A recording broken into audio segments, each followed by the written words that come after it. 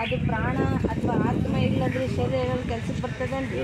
ಈ ಚಪ್ಪಲಿ ಹರಿದಾಗ ಸ್ವಲ್ಪ ಬಿಟ್ಟು ಹೋಗ್ತೇನೆ ರೀ ಅನ್ನೋರು ಪ್ಯಾಕೆಟ್ ಚಿನ್ನ ಹಾಕಿಟ್ಟು ಹೋಗ್ರಿ ಅಂತಂದ್ರೆ ಇಟ್ಟು ಹೋಗ್ರಿ ಹೋಗಾಗ ಒಯ್ಯಂತೇಳಿ. ಆದ್ರೆ ಪ್ರಾಣ ಹೋಗ್ಬಿಡ್ತು ಹೆಣ ಸ್ವಲ್ಪ ಬಿಟ್ಟು ಹೋಗ್ತೀನಿ ಅಂದ್ರೆ ಇಟ್ಕೋತಾರನ್ರಿ. ಪ್ರಾಣ ಇದ್ರೆ ಮಾತ್ರ ಬೆಲೆ. ಈಗ ನಾವೆಲ್ಲ ಕುಂತೀವಿ ನಿಲ್ತೀವಿ ಮಾತಾಡ್ತೀವಿ ನೋಡ್ತೀವಿ ಅಂದರೆ ನಾವು ಒಳಗಡೆ ಆತ್ಮ ಅದೀವಿ ಅಂತಲೇ ನೋಡ್ತೀವಿ. ಹೆಣ ಆದರೆ ನೋಡೋದು ಕೇಳೋದು ಏನಾದ್ರು ಮಾಡ್ತದೇನ್ರಿ? ಇಲ್ಲ. ನಾವು ಆತ್ಮ ಅದೀವಿ ಅಂತಲೇ ನೋಡೋದು ಕೇಳೋದು ಮಾತಾಡೋದು ಮಾಡ್ತೀವಿ.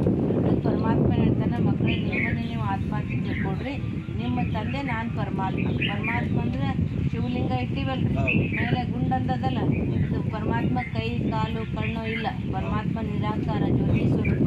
ಆ ಜ್ಯೋತಿ ಸ್ವರೂಪ ಪರಮಾತ್ಮಗ ಹಿಂದೂಗಳು ಜ್ಯೋತಿರ್ಲಿಂಗಂ ಶಿವ ಅಂತ ಹೇಳಿದ್ರು. ಆಮೇಲೆ ಕ್ರಿಶ್ಚಿಯನ್ರು God is one God is light ಅಂದರು. ಮುಸ್ಲಿಂ ಧರ್ಮದಲ್ಲಿ ಅಲ್ಲಾ ಏಕ್ ಮಹಿಮಾ ಅನೇಕ ಅಲ್ಲಾ ನೂರ್ ಅಂದರು. ಸಿಖ್ ಧರ್ಮದೊಳಗೆ ಏಕ್ ಓಂಕಾರ ಅಂದರು. ಅಂದರೆ ಜಗತ್ತು ಒಂದೇ, ಜಗತ್ತಿನ ಮಾಲೀಕನು ಒಬ್ಬನೇ. ಅವನಿಗೆ ಜಗದೀಶ್ವರ, ವಿಶ್ವೇಶ್ವರ, ಲೋಕೇಶ್ವರ, ಕಾಶಿ ವಿಶ್ವೇಶ್ವರ ಅಂತೀವಿ, ರಾಮೇಶ್ವರ, ಶ್ರೀಶೈಲದಲ್ಲಿ ನಾವು ಮಲ್ಲಿಕಾರ್ಜುನ ಬೇರೆ ಬೇರೆ ಹೆಸರು ಕರೆದೀವಿ. ಆದರೆ ಎಲ್ಲನೂ ಯಾರು ಅಂದರೆ ಇಡೀ ಜಗತ್ತಿಗೆ ಪರಮಾತ್ಮ ಒಬ್ಬನೇ. ಆ ಒಬ್ಬ ಪರಮಾತ್ಮನ ನೆನಪಾಗ್ತಿದೆ. ಇದು ಅರಿವಿಲ್ಲಾರ್ದೆ ನಾವೇನು ಮಾಡಕತ್ತೀವಿ? ಹಿಂದೂಗಳ ದೇವರ ಅಂದ್ರೆ ಶಿವ ಅಂತೀವಿ, ಕ್ರಿಶ್ಚಿಯನ್ ದೇವರ ಗಾಡ್ ಅಂತೀವಿ, ಮುಸ್ಲಿಂ ದೇವರಂದ್ರೆ ಅಲ್ಲ ಅಂತೀವಿ. ಆದರೆ ಎಲ್ಲರಿಗೂ ಯಾರಿದ್ದಾರೆ? ಪರಮಾತ್ಮ ಒಬ್ಬಾತನೇ ಅದಾನೆ. ಅಕ್ಕಿಗೆ ಹೆಂಗೆ ಅಕ್ಕಿಗೆ ಕನ್ನಡದೊಳಗೆ ಅಕ್ಕಿ ಅಂತೀವಿ, ಇಂಗ್ಲೀಷ್ ಒಳಗೆ ರೈಸ್ ಅಂತೀವಿ, ಹಿಂದಿ ಒಳಗೆ ಚಾವಲ್ ಅಂತೀವಿ. ಇದು ವಸ್ತು ಒಂದೇ. ಒಂದು ಜಗತ್ತು ಒಂದೇ, ಜಗತ್ತಿನ ಮಾಲೀಕ ಒಬ್ಬನೇ. ಅದಕ್ಕೆ ವಿಶ್ವ ಒಂದೇ, ವಿಶ್ವದ ಮಾಲೀಕನಿಗೆ ವಿಶ್ವೇಶ್ವರ. ಲೋಕ ಒಂದೇ, ಲೋಕದ ಮಾಲೀಕ ಯಾರು? ಲೋಕೇಶ್ವರ. ಜಗತ್ತು ಒಂದೇ, ಜಗತ್ತಿನ ಮಾಲೀಕ ಜಗದೀಶ್ವರ ಅಂತೀವಿ. ಆ ಪರಮಾತ್ಮನನ್ನು ಯಾವಾಗ ನಾವು ನೆನಪು ಮಾಡ್ತೀವಿ ನಮ್ಮ ಪಾಪ ನಾಶ ಆಗ್ತದೆ. ಪರಮಾತ್ಮ ನಮ್ಮನ್ನು ಕೊಟ್ಟು ಮನೆಗೆ ಕರ್ಕೊಂಡು ಹೋಗ್ತಾನೆ ಮತ್ತು ಹೊಸ ಜಗತ್ತಿಗೆ ಕಳಿಸ್ಕೊಡ್ತಾನೆ.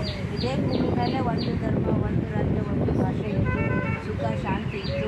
ಆಗ ಈ ಭೂಮಿಗೆ ಸ್ವರ್ಗ ಅಂತ ಕರಿತೀವಿ. ಅದಕ್ಕೆ ಭಾರತಕ್ಕೆ ಸ್ವರ್ಗ ಪರಮಾತ್ಮನ ಅವಸರ ಹೇಳಾಗ್ತದೆ. ಅದಕ್ಕೆ ಭಾರತ ಭೂಮಿ ಮೇಲೆ ನಾವು ಹುಟ್ಟಿವಿ ಅಂತಂದರೆ ನಾವು ಪುಣ್ಯಾತ್ಮರಾಗಿದ್ದೀವಿ. ಹೌದಲ್ರಿ? ಅದಕ್ಕೆ ನಾವು ಆತ್ಮ ಅಂತ ತಿಳ್ಕೊಂಡು ಪರಮಾತ್ಮನ ನೆನಪು ಮಾಡ್ತೀವಿ. 24 ತಾಸು ದೇವ್ರು ಕೊಟ್ಟಾನ. ಒಂದು ಅರ್ಧ ತಾಸಲ್ಲೇ ಭಗವಂತನ ನೆನಪು ಮಾಡಬೇಕಲ್ಲ.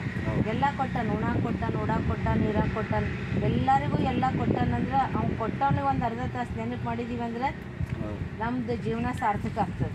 ಇಲ್ಲಾಂದರೆ ಹುಟ್ಟಿದ್ದೀವಿ ಹೋದೀವಿ. ಒಂದು ಪ್ರಾಣಿನ ಹುಟ್ಟುತ್ತದೆ, ದುಡಿತದ, ತಿಂತದೆ, ಮಕ್ಕಳು ನಡೀತದೆ, ಸತ್ತು ಹೋಗ್ತದೆ. ಮತ್ತು ನಾವು ಹಾಗೆ ಮಾಡಿದ್ದೀವಿ ಅಂದರೆ ಪ್ರಾಣಿಗೂ ನಮ್ಗೆ ವ್ಯತ್ಯಾಸ ಏನದ? ಅದಕ್ಕೆ ಪರಮಾತ್ಮ ನಮ್ಮ ಬುದ್ಧಿ ಕೊಟ್ಟಾನ ಅಂತಂದರೆ ಭಗವಂತನ ನೆನಪು ಮಾಡಿ ಪುಣ್ಯದ ಗಳಿಕೆ ಮಾಡಿ